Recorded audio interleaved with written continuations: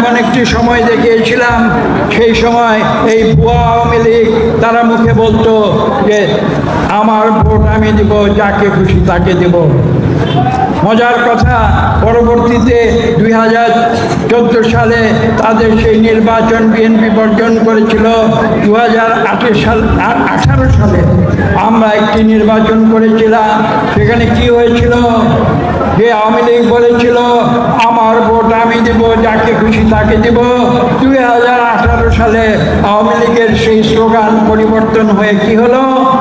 তারা বলল আমার ভোট আমি দিব, দিনের ভোট। জানেন যে এই অন্তর্বর্তীকালীন সরকার ইতিমধ্যে নির্বাচনের একটি রোডম্যাপ ঘোষণা করেছে এবং আপনারা অবহিত রয়েছেন যে ইনশাআল্লাহ সামনে যে বিগত 15 বছর একের পর এক নির্বাচনগুলি ভুয়া নির্বাচনে পরিণত করেছিল আওয়ামী লীগ, সেই ভুয়া নির্বাচনের পরে আজকে দীর্ঘ প্রায় 20 বছর পরে আমরা একটি ক্রান্তিকালে উপনীত হয়েছি, যেখানে আমরা অপেক্ষা করছি যে বাংলাদেশের মানুষ যারা এখানে ভোট দেবে তারা যেন নিজের ভোট নিজে সঠিকভাবে দিতে পারে। এদেশে বহুদলীয় গণতন্ত্র ফিরিয়ে এনেছিলেন সেই শহীদ প্রেসিডেন্ট জিয়া রহমানকে আজকে আমরা শ্রদ্ধা জানাই।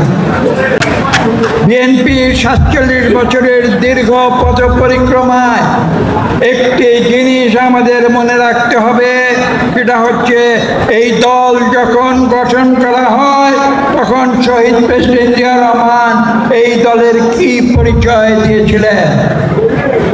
তিনি বলেছিলেন যে ব্যক্তির চেয়ে দল বড়, দলের চেয়ে দেশ বড়।